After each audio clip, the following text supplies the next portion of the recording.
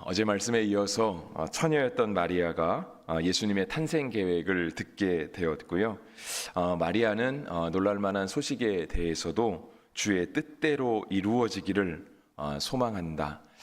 주의 여종이오니 말씀대로 내게 이루어지다라고 하는 고백을 했습니다. 그리고 천사는 마리아를 떠나갔습니다. 이제 마리아는 다시 혼자가 되었죠. 그러니까 어쩌면 꿈만 같은 이야기였을 수도 있을 것 같습니다. 천사를 만나게 되는 그런 놀라운 영적인 경험이 있기는 했지만 실은 천사가 전해준 소식은 쉽게 받아들이기는 참 어려운 소식이었습니다. 그리고 천사가 떠나가고 나서 그가 홀로 덩그러니 남아 있을 때 그는 오늘 본문이 시작되는 39절, 어저께 본문이 끝나는 데서 바로 이어지는 바로 그 39절에서 이때에라고 하는 표현을 하고 있으면서 마리아가 일어나 빨리 산골로 가서 유대 한 동네에 갔다라고 하고 시작하고 있습니다. 그가 빨리 찾아갔던 유대의 한 산골 동네는 사가랴라고 하는 집이었고요. 거기에 사가랴의 부인 되었던 엘리사벳을 만나러 갔습니다. 엘리사벳은 우리가 이제 어저께 본문에도 보았지만 마리아에게는 친족이라고 나와 있습니다. 36절에 그렇게 되어 있죠. 보라 내 친족 엘리사벳도라고 하면서 그가 엘리사벳을 찾아갔던 이유는 36절에 계속 기록된 것처럼 늙어서 아들을 배웠느니라.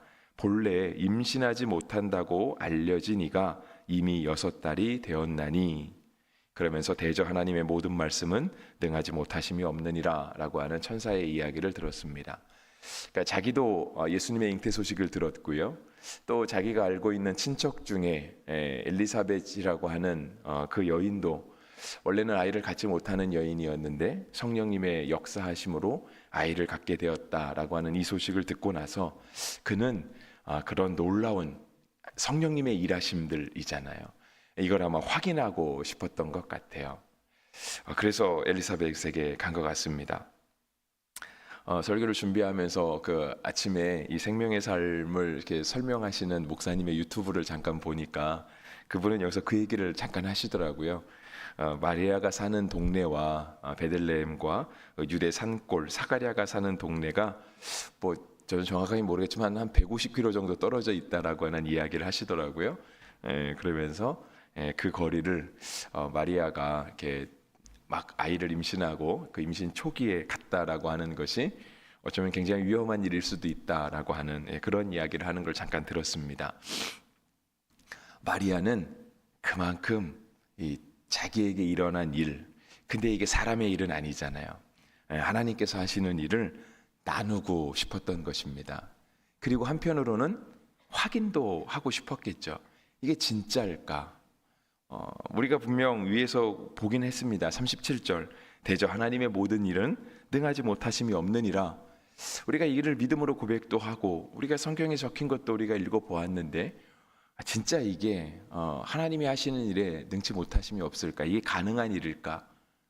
아마 확인하고 싶었던 마음이 있었던 것 같습니다. 그래서 원래 임신하지 못했던 여자, 정말 간절히 아이를 갖고 싶었지만 아이를 갖지 못했던 그 여인, 우리 친척. 근데 들리는 소문에 그가 임신했다고 하니까, 왜냐면 천사가 와서 알려줬잖아요. 그러니까 가서 확인하고 싶었겠죠. 임신하지 못하던 여자가 임신할 수 있게 하시는 성령님이라면 그죠? 자녀가 임신하게 하시는 것도 성령님께는 가능한 일이죠. 그래서 가서 확인을 합니다. 그랬더니 41절에 그랬죠. 엘리사벳이 마리아가 무난함을 들음에 아이가 복중에서 뛰노는지라. 엘리사벳이 성령의 충만함을 받아 라고 하면서 큰 소리로 불러 이르되 여자 중에 내가 복이 있으며 내 태중의 아이도 복이 있도다 라고 되어 있어요.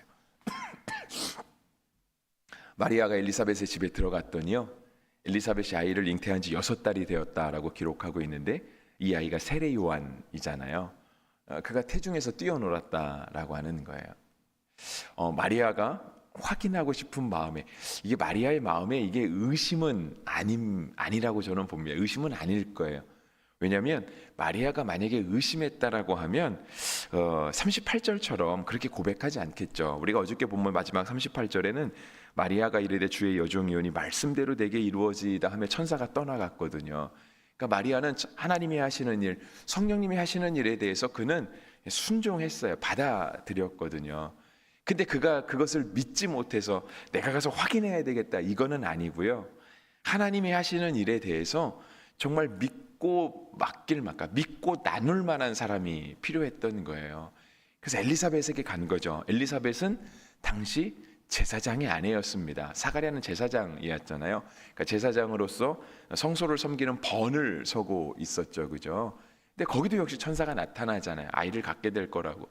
사가랴가 잘 못 믿어요. 그랬더니 천사가 얘기하죠. 너가 이 말을 못하는 사람이 될 거라고. 그리고 그가 그러니까 아내가 아이를 출산하고 성령님께서 다시 입을 열어주셨을 때 그가 자기 아이의 이름을 요한이라고 먼저 짓게 되는 그런 일이 있었죠. 그러니까 마리아가 믿지 못해갖고 나는 가서 확인해야 되겠다, 그게 아니고요. 하나님이 하시는 일에 대해서 함께 나누고 싶은. 그런데 이게 솔직히 쉽게 나눌 만한 얘기는 아니잖아요. 그러니까 우리가 어디 가서 정말 처녀가 아이를 갖게 되었는데, 그런데 그것이 내가 실수한 게 아니라 성령님께서 하신 일입니다. 이게 아무리 성령님이 하신 일이더라도 이걸 어떻게 터놓고 나누겠어요? 이 믿을 만한 사람하고 터놓고 나눠야 되지 않겠습니까? 마리아에게는 엘리사벳이 바로 그러한 사람이었던 것이죠. 어쩌면 믿음의 동료와도 같고요. 함께 신앙생활하는 지체, 어쩌면 믿음의 동지라고도 할 수 있습니다. 그러니까 정말 믿고 맡길 만한 사람. 죽음 앞에서도 정말 죽는 한이 있더라도 믿고 맡길 만한 사람, 그러한 사람이 마리아와 바로 엘리사벳이었던 것입니다. 다른 얘기하긴 하지만 저는 우리 함께 신앙생활하는 우리 모두가 다 서로가 서로에게 그러한 존재가 되어주면 좋겠습니다. 분명 하나님이 우리 가운데 일하시잖아요. 우리가 하나님의 일하심을 믿음으로 고백하잖아요. 근데 하나님의 일하심이 정말 신비로울 때가 있거든요. 내가 이 얘기를 하면 정말 사람들이 나를 제정신이 아닌 것으로 보겠구나. 왜냐면 하나님이 하시는 일은 정말 신묘막측하니까. 근데 그렇게 놀라운 일들을 내가 가서 나누면 사람들이 나를 제정신으로 안 보고 나를 이상한 사람으로 보겠구나 라고 할 때, 그래도 하나님이 하시는 일들을 함께 나누고 확인하고, 그거 한다는 얘기는 곧 하나님을 찬양하고 하나님을 경배하고 하나님을 높여드린다는 뜻이잖아요. 그걸 함께 나눌 수 있을 만한 그런 믿음의 동료들, 정말 믿음의 동지들이 우리 모두가 다 되어주었으면 좋겠습니다. 그래서 마리아가 갔을 때요, 엘리사벳에 있는 복중의 아기가 뛰놀았다라고 얘기를 합니다. 마치 세례 요한이 주님의 오실 길을 예비하는 것처럼 광야의 목소리가 있고, 주님의 오실 길을 예비해라, 높은 것이 낮아지고 낮은 것이 메워지고 주의 오시는 길을 준비해야 된다라고 했던 그런 세례 요한의 선포처럼, 그는 어머니 뱃속에 있을 때부터 예수님도 물론 어머니의 뱃속에 있었죠. 알아보고 태중에서 뛰어놀았다라고 합니다. 참 놀라운 장면인 것 같아요. 이거는 어쩌면 그 아이를 가진 어머니가 아니면 사실상 느낄 수 없는 거잖아요. 그러니까 남자들은 절대 모르는 것 같고요. 실은 같은 여인이라 할지라도 내 태중에 있는 내 아이가 뛰노는 거는 그 아이를 뵌 어머니만 경험할 수 있는 거잖아요. 저는 하나님의 일하심이 진짜 대단한 것 같아요. 태중의 아이도 하나님이 사용하시는 거잖아요. 마리아가 엘리사벳의 집에 온 거를 하나님이 모르셨을 리도 없고요. 그 마리아가 와서 엘리사벳에게 나누고자 하는 그 마음을 하나님이 모르셨을 리가 없거든요. 근데 마리아가 엘리사벳 집에 들어왔을 때 성경에 표하면 그렇잖아요. 사가랴의 집에 들어가 엘리사벳에게 문안하니 엘리사벳이 마리아가 문안함을 들음에, 그러니까 문 열고 들어갔겠죠.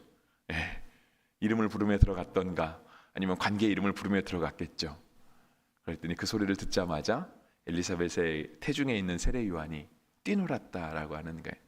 하나님께서 태중의 아이도 사용하시는, 태중의 아이를 통해서도 예수 그리스도를 증거하게 하시고 예수 그리스도를 찬양하게 하시는 그런 놀라운 일들을 하나님이 이루어 가시죠.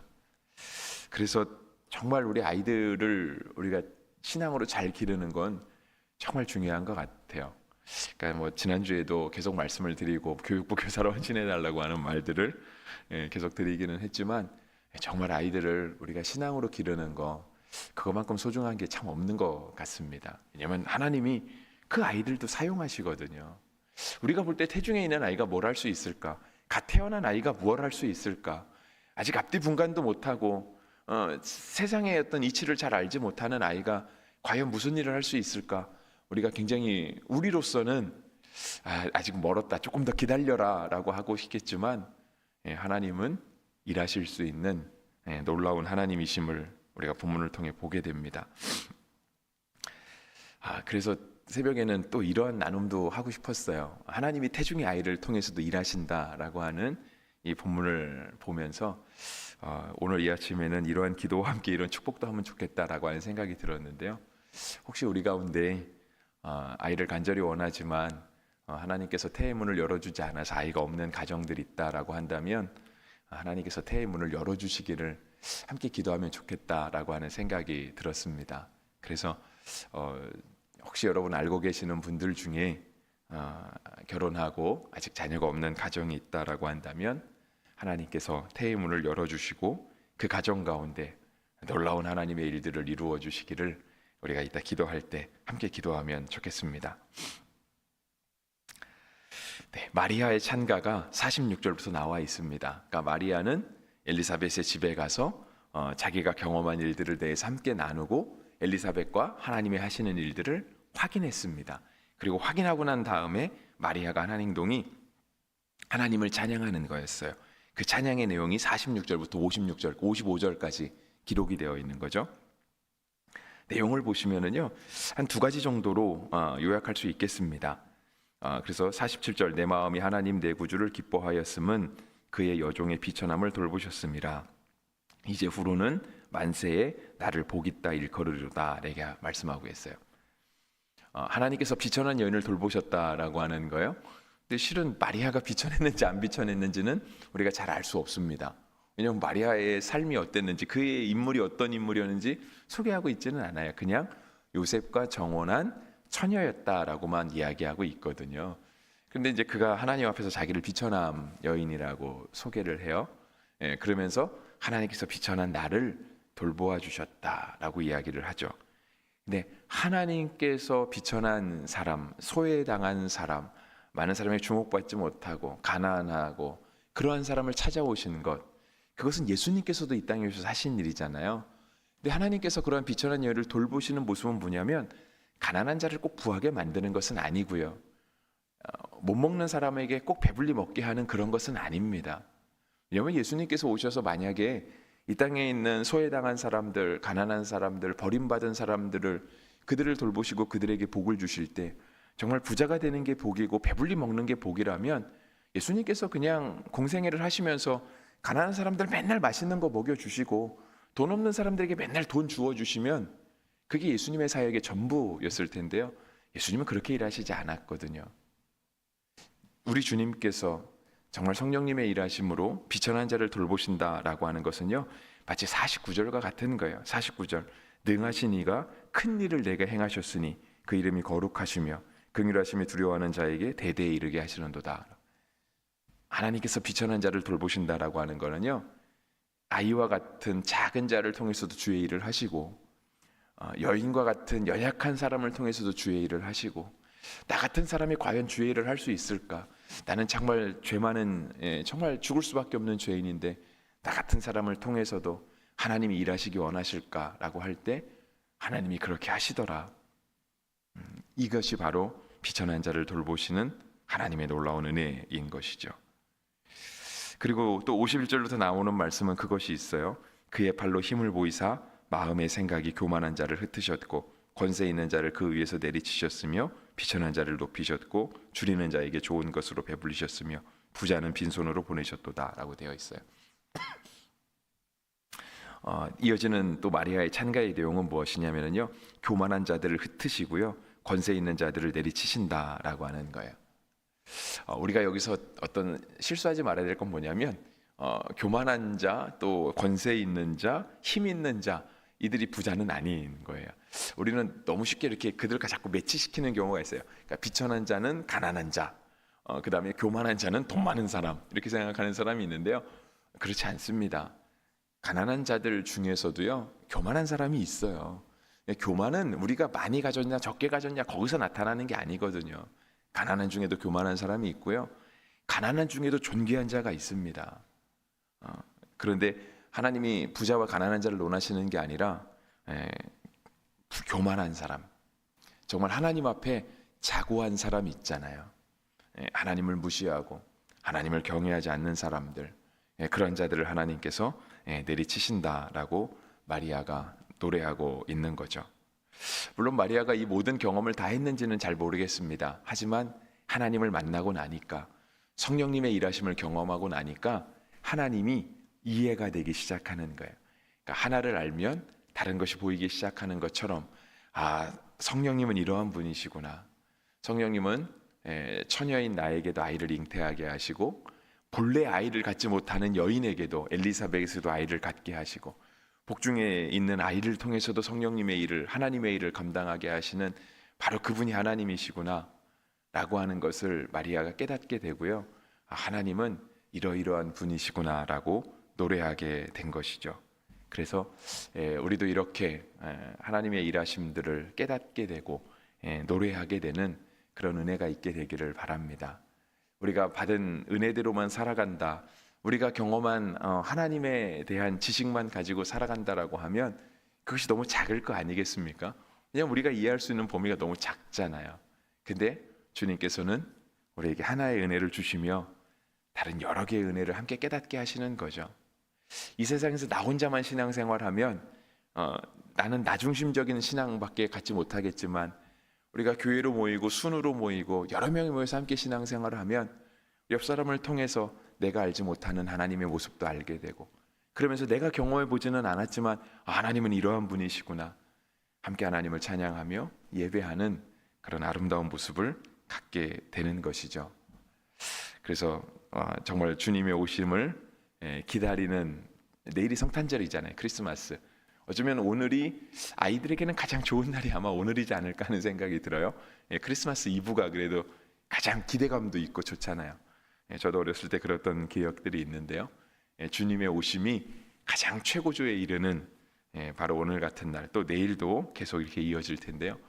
주님이 우리 가운데 오셨다라고 하는 이 사실, 이 믿음, 주님이 나를 택하셨고 나를 구원하셨고 나를 통해 일하기 원하신다라고 하는 그런 놀라운 은혜가 고백되기를 간절히 바라고, 또 함께 나누는 은혜, 성도들과 함께 예배하며 함께 나누는 은혜, 그리고 우리가 정말 하나님의 사람으로 살아가게 되는 그런 은혜가 우리 모두에게 충만하기를 주의 이름으로 축복합니다.